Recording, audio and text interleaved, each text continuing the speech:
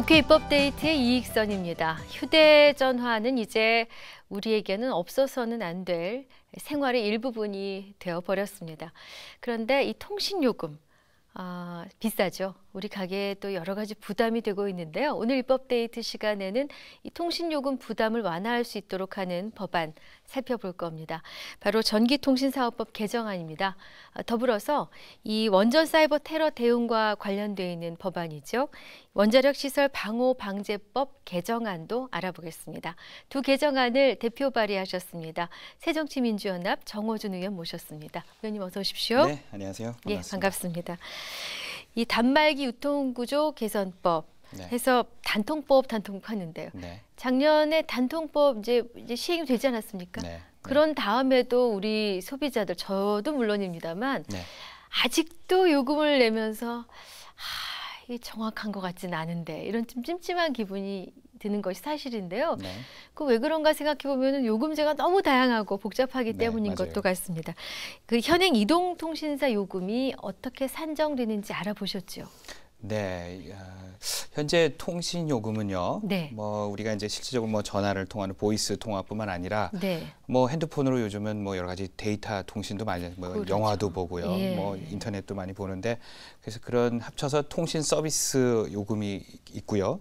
또 개개인이 이제 모바일 폰을 사지 않습니까? 네. 그래서 이제 휴대폰 기기에 대한 이 구입 대금 이렇게 합쳐서 우리 보통 통상적으로 통신사 요금이 이렇게 산정된다 저는 생각합니다. 네네.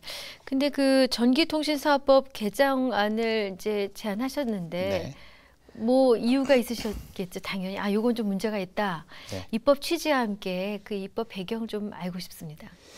예, 뭐 아까 우리 사회자님께서 말씀하셨습니다마는 최근에는 뭐 너무 이 가계 통신비 때문에 참 어려운 사람들이 많습니다. 우리 특히 물론입니다. 중산층 네네. 서민들이 많고요. 또 사실은 이 정부가 또 이런 거에 대한 대책이 여러 가지 뭐 노력을 한다고는 하고 있습니다만은 아직도 미온적이고 임시 방편적이다 이런 생각이 듭니다. 그래서 예. 이 가계 통신비 인하의 핵심은 통신사 간의 경쟁을 좀 잘 촉진을 좀 시키고 활성화시키는 것이 전 중요하다 생각하고요. 네. 또 이 정부가 최대한 시장 개입을 안 하는 것이 제일 좋죠. 그리고 네네. 또 아무래도 이제 이 시장의 기능을 확대시키는 것이 제일 중요한 초점이라고 생각하는데요. 네. 이번에 제가 제안한 이 전기통신 사업법은 통신요금에 대한 사업자 간의 경쟁을 촉발시키고 네. 또 다양한 이 통신 서비스 출시를 유도하는 데 초점을 맞추고 있습니다. 네네.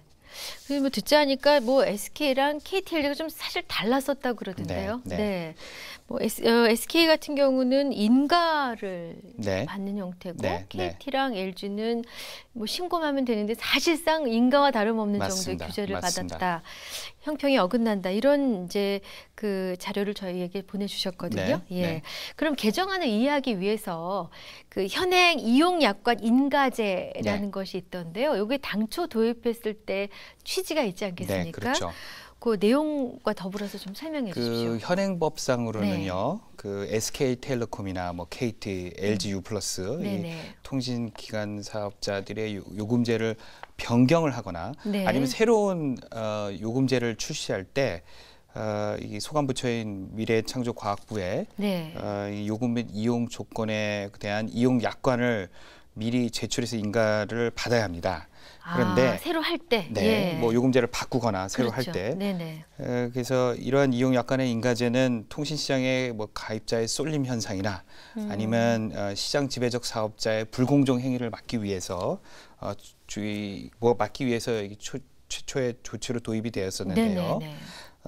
그러니까 휴대폰 같은 이동통신의 경우 시장 점유율이 1위인 지배적 사업자인 SK 같은 경우에는 미래부의 인가를 받아야 되고 네. 비지배적 사업자인 KT와 LG U+는 신고만 하게 되는 그랬군요. 그렇습니다. 예. 그런데 이제 뭐 여러 가지 아직도 여러 가지 문제가 있습니다. 왜냐하면은 앞서 말씀드렸던 것 같이 이 비지배적 사업자인 KT나 아니면 LG U+ 같은 네. 경우에는 요금 인가를 사전에 받을 필요는 없습니다만은 실질적으로 이용 약관에 대해서도 미래창조부가 행정지도에서 신고 접수를 해서 심사하는 형식으로 그 인가와 다를 바 없는 규제를 하고 있는 것이 공공연한 사실입니다. 네. 그래서 이로 인해서 다양한 이 신규 상품의 출시가 좀 어려워지고 있고요.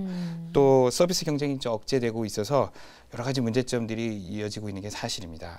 그러면은 KT나 LG U 플러스 쪽에서는 불만이 많았을 그렇죠, 거고 그렇죠. 상대적으로 SK텔레콤 쪽에서는 뭐 나쁘지 않네라는 정도의 생각을 하지 않았을까 싶은데요. 그럴 수 있겠죠. 그럼 이번 전기통신사업법 개정안에 담긴 핵심 내용은 어떤 것입니까? 그래서 아까 제가 말씀드렸듯이 네. 뭐 SK 같은 경우에는 뭐 이렇게 인가를 받지만 KT나 LG U 플러스 같은 경우에는 그 심사를 받기 때문에 문제가 있다 제가 말씀드렸듯이 네네. 이 시장 지배적 사업자가 네. 아닌 경우에 사전 신고제를 이용 약관 효력 발생일부터 30일 이내 신고하는 사후 신고제로 바꾸고요. 또 사전에 준비하는 게 것을 아니라 사후에 할 할 수 있게끔 바꾸고요. 네. 또 미래부가 이 신고를 수령을 거부하거나 보류하지 못하게 하는 것이 개정안의 주요 내용이고요. 네. 그렇게 돼서 좀 이 LG나 KT의 비지배적 사업자들도 네네. 조금 더 숨통이 트이겠군요. 아무래도 좀 그런 게 있을 것이고 그렇군요. 뭐 신규 상품이나 여러 가지들을 더 활성화할 수 있는 그런 계기가 되지 않을까 싶습니다. 그렇군요. 그러면은 이 전기통신사업법 개정안에 따라서 네. 사전 신고제가 사후 신고제가 되었을 때 네. 신고를 하는 건 똑같지 않습니까? 그렇죠. 다만 이제 전이냐 네. 후냐의 문제인데 네. 이것이 가져올 여러 가지 여파를 생각해 보셨을 텐데 뭐 네. 부작용은 없을까요? 글쎄요, 뭐 제가 볼 때는 큰 부작용은 없을 것 같고요. 아무래도 사업자 간의 여러 가지 경쟁을 촉진시킬 수 있는 좋은 효력이 있을 거라고 생각하고 제가 아까 서두에도 말씀드렸습니다만은 이 지금 통신요금에 대해서는 정부가 좀 개입을 최소화하는 것이 저는 좋다 이런 생각 들고요. 네. 그렇게 해서 통신요금 인하에 좀이라도 영향을 좀 미칠 수 있게 서로 간에 경쟁을 하면은 서로 이제 좀 더 좋은 서비스를 만들고 예. 또 서로 경쟁을 함으로써 아무래도 통신비도 좀 인하하는 그런 효력을 갖게 될 것 같아서 사업자 간의 그 자유로운 경쟁도 하고 네. 또 아까 제가 말씀드렸듯이 신규 상품도 잘 출시를 하고 좋은 서비스를 이렇게 줌으로써 아무래도 소비자들한테는 좋은 서비스와 또 통신비 인하도 할 수 있는 어떤 그런 여력이 생기지 않을까라는 기대를 또 해봅니다. 그러시군요. 근데 뭐 이젠 상황이 그렇게 되면 통과가 네. 됐다는 가정하에 SK텔레콤이 좋아할 리는 없을 것 같은데요. 네. 혹시나 이 개정안이 국회를 통과하기 위해서 네. 이해 당사자 간에 네. 좀 의견이 더 수렴돼야 한다든가 또 어떤 다른 절차가 좀 더 필요하다든가 그렇죠. 그런 숙제가 있으신가요? 그럼요. 뭐 어느 법안이라도 네. 당연히 그 이해 당사자들 간의 목소리를 들어야 되고요. 네. 그리고 또 정부 입장도 들어야 되고 네. 또 소비자 입장에서도 우리가 생각해 봐야 되기 때문에 다양한 분들의 목소리를 이미 들었고 또 듣고 있습니다. SK 쪽에서 볼멘 소리 안 합니까? 조금 볼멘 소리 하죠. 그렇지만 역시. 좀 뭐랄까요. 워낙 SK 같은 경우에는 시장을 좀 많이 장악하고 있기 때문에 어느 정도는 이해를 해줘야 될 필요가 있고 또 아무래도 그 후속으로 하는 뭐 KT나 LG U 플러스 같은 경우에도 이게 서로 좀 경쟁을 제대로 할 수 있게끔 해줄 수 있게끔 한다는 것을 제가 좀 설득을 좀 많이 했죠. SK 네. 같은 경우에는. 그렇지만 하여튼 궁극적으로는 시장의 경쟁을 좀 선의적으로 다 할 수 있게끔 만드는 거기 때문에 뭐 SK는 조금 불만을 가질 수는 있겠습니다만은 전체적으로 볼 때는 이것이 소비자를 위한 것이다라고 했을 때 SK도 크게 반대할 수는 없는 그런 입장인 것 같습니다. 네. 아무쪼록 이런 개정안의 입법 취지처럼 통신 시장의 경쟁 촉진은 저는 뭐 반드시 돼야 된다, 필수 조건이라고 생각하고요. 네네.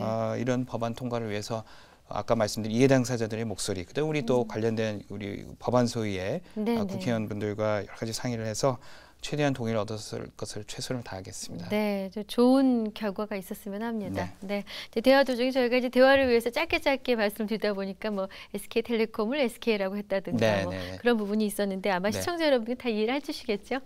두 번째 내용으로 넘어가겠습니다. 원자력 시설 등의 방호 및 방사능 방제 대책법 이름이 조금 어렵고 깁니다. 좀 심각한 느낌이 들어요. 원자력이라는 단어가 들어가면은. 개정안을 제안하시게 된 입법 배경을 먼저 여쭙고 싶습니다. 우리나라는 현재 총 24기의 원자력 발전소를 운영하고 있습니다. 대한민국이요. 네. 그리고 아시다시피 아랍에미레이트에 또 한국형 원자로를 또 수출하고 있는 예. 굉장히 원자력 부분에 있어서는 세계 5위권의 원자력 강국입니다. 네. 우리 대한민국이요. 예. 그런데 지난해 크리스마스쯤인가요? 원자력 발전을 책임지고 있는 우리 한수원이죠. 한국 수력 원자력에 대한 네. 외부 세력의 해킹으로 그 원자력 시설 도면 등이 다 유출이 되고 네. 또 원자로 가동을 중단시키겠다는 이런 협박을 받은 바 있습니다. 아마 네. 그래서 이게 굉장히 논란이 되고 많은 국민들이 좀 걱정을 했죠. 더더구나 심각했습니다. 예. 여러분 잘 아시겠습니다만은 이 원자력 발전이라는 것은 안전이 최우선이 돼야 되는데 네. 이 가동이 중지되거나 또 이상이 생겨서 이것이 원자력이 방사능이 뭐 샌다든지 뭐 여러 가지 문제들이 유출될 수 있는 상황들이 있는데 이것이 사이버 테러를 통해서 이런 위험을 받는다는 것은 우리 굉장히 중요한 이슈입니다. 그래서 앞으로 이런 뭐 원자력 발전 시설의 해킹이나 뭐 이런 사이버 테러에 대한 그 체계 허점이 있는 것이 이게 밝혀졌기 때문에 이런 거에 좀 대책 마련을 차원에서 원자력 방호 방제법의 개정 법률안을 제안하게 되었습니다. 네. 앞서 의원님께서 우리나라가 이제 원자력 강국이다라고 표현을 해주셨어요. 5위권이라고. 네. 그리고 우린 또 대한민국은 세계 속의 IT 강국입니다. 그렇죠. 이게 이제 더해져서 원전 시설의 사이버 보안 시스템. 네. 이라는 분야에 대해서 그럼 우린 당연히 강해야 되는데 이번에 구멍이 뚫린 걸 확인했지 않았습니까? 그렇죠. 우리의 그 원전 사이버 보안 시스템에 대한 수준은 어느 정도로 평가하고 계십니까? 예, 제가 말씀드렸듯이 이 안전이 최우선이 돼야 되는 것인데 이 원전 시설에 대한 이 사이버 보안이나 안전 대책은 굉장히 저는 부족하다고 생각합니다. 안전 불감증이 있다고 생각합니다. 왜냐하면 현재 이 발전소에 사이버 이 보안 담당자가 34명이 있다고 합니다. 그런데 이 34명이 이 다 사이버 보안만 하는 것이 아니라 타 업무랑 겸직을 하고 있다고 합니다. 그리고 또 실시간으로 사이버 보안 침해 상황을 감시하는 이 본사의 그 사이버 보안 관제 센터는 겨우 9명으로 운영되고 있는 것으로 밝혀져서 턱없이 인력이 부족한 상황입니다. 그렇군요. 그리고 또 이 사이버 보안의 실태 점검 결과를 보면요, 뭐 일반 회사에서도 우리가 USB를 가지고 쉽게 프로그램을 갖고 나가지 못하게끔 하는 당연하죠. 여러 가지 프로그램이 있는데 규정상 금지되어 있는 이 USB 부정 사용과 같은 아주 기초적인 보안 규정도 지켜지지 않고 있다는 게 다 밝혀졌습니다. 그래서 지금의 이 원전은 사이버 위협에 너무나도 안이하게 대처하다고 볼 수 있기 때문에 이 사이버 보안 규정을 처음부터 좀 다시 짜야 될 필요가 있고 좀 위기에 있다 이렇게 생각이 됩니다. 네, 그 의원님실에서 보내주신 자료를 저희가 여기 이제 좀 첨부를 해보니까요. 외국은 전문가가 많더군요. 미국이 한 40명이 원전 105개. 영국은 15명이 원전 31개. 1인당 한 원전 2기에서 2.5기 정도라고 하는데 아까 우리는 9명이 본사에서 이것을 전체를 총괄하고 있다니까. 그만큼 이 사이버 보안에 대해서 안일하게 생각하고 있다. 그리고 능력이 없었던 게 아니라 좀 안일하게 생각하고 있고, 대충대충이었군요. 그리고 이런 부분에 대한 좀 여러 가지 뭐 이미 이번 해킹이 됐기 때문에 그것도 뭐 몇 차에 걸쳐 됐지 않습니까? 그런데 뭐 문제 없다 자꾸 그러는데 그 이후에도 여러 가지 도면도 나가는 등 여러 가지 문제점이 말도 안 되는 얘기죠. 말도 안 되는 얘기입니다. 그래서 다른 데도 마찬가지지만 안전 보안이 돼야 되고 사이버 보안이 돼야 되지만 아까 말씀드렸듯이 원자력 발전소는 우리의 전력뿐만 아니라 또 거기 방사능 문제가 있을 수 있기 때문에 유출 문제가 있을 수 있기 때문에 그 어디보다도 제일 안전해야 되는 시설인데 이렇게 구멍이 뚫렸다. 그리고 또 이렇게 인력이 많이 보완되지 못하고 안일하게 생각하고 있다는 것은 우리 정부가 좀 문제가 있다고 생각하고요. 그래서 이 법안을 좀 통해서 이 사이버 보안 부분을 더 보강하고 또 책임을 또 한수원에서 질 수 있게끔 할 수 있는 게 이 취지가 있다고 생각합니다. 그러면 이번에 발의하신 원전시설 방호방지법 개정안의 핵심 내용은 강력한 뭐 감독과 보완 책임을 그렇죠. 이제 그 부담을 지워주시는 거죠. 맞습니다. 네. 그 현행은요. 현행 법원은 그 정보통신기반보호법에 의해서 일반 정부 시설과 동일하게 네. 정보통신 기반 시설로 지정이 되어서 그 네. 산자부 장관이 보안을 담당하고 국정원이 그 국가정보원이 네네. 이걸 지원하는 형태로 되어 있습니다만은 뭐 연이은 뭐 아까 말씀드린 해킹 사태를 볼 때는 현재 보안 체계로는 사이버 보안의 위협에 대한 대처가 미흡하다 이렇게 생각이 들어서요. 네. 앞으로 이 원자력 시설 사이버 침해가 가져올 심각한 상황을 미연에 방지하고 그리고 원자력 안전위원회를 중심으로 해서요. 이 원전에 대한 별도의 사이버 보안 체계를 갖추고 안전 대책을 강화하는 것이 이 법안의 주요 내용입니다. 그렇군요. 이 원전시설 방호방지법 개정안의 입법의 워낙 또 국가의 안보, 국민의 생명이 담보된 중요한 사안이기 때문에 네. 다시 한번 강조를 해 주셨으면 하고요. 네. 국회 통과 전망도 여쭤보고 싶습니다. 네, 그 이 개정안의 의의는 아무래도 그 원자력 방호방지법에 그 원전의 사이버 보안의 개념을 좀 추가하고요. 더불어 이 해킹 등 사이버 위협에 대한 한수 사업자인 그 한수원의 책임을 명확하게 규정하고 또 철저히 대비할 수 있도록 했습니다. 네. 그 동시에 원자력 규제 기관인 원안이라고 그러죠. 원자력 네. 안전위원회가 감독 의무를 지도록 해서 네. 지난해 이런 해킹 사태 같은 부분들을 재발을 막고자 합니다. 근데 네. 이 법안이요. 지금 우리 같은 상임위 안에 민병주 의원님하고 네네. 우리 저 배덕광 의원님이 함께 또 병합 심사를 하게끔 되어 있습니다. 네. 두 분이 또 법안이 약간은 좀 다른 부분입니다만은 아무래도 유사한 사이버 면이 보안을 있군요. 더 강화해야 된다라는 네. 내용에 함께 내고 있기 때문에 아무래도 이 우리 법안 심사위에서 이게 심사가 되면서 우리 상임위에서 대안으로 좀 조만간 저는 본회의에 통과할 거라고 기대를 하고 있고요. 네. 법안소에 있어서 긍정적으로 검토가 돼서 네. 아까 말씀드렸듯이 지금 병합 심사돼서 아마 통과가 될 거고 법안 자체는 공포한 다음에 2년 뒤에 준비 기간을 거쳐서 2017년부터 시행될 예정입니다. 그렇군요. 뭐 거의 뭐 다들 동의하시는 분위기라. 그럼요. 네, 통과가 되었으면 합니다. 자, 끝으로 짤막하게 하나만 더 여쭤보겠습니다. 향후 추진하실 계획을 갖고 계신 네. 입법 계획이 있으시다면. 네.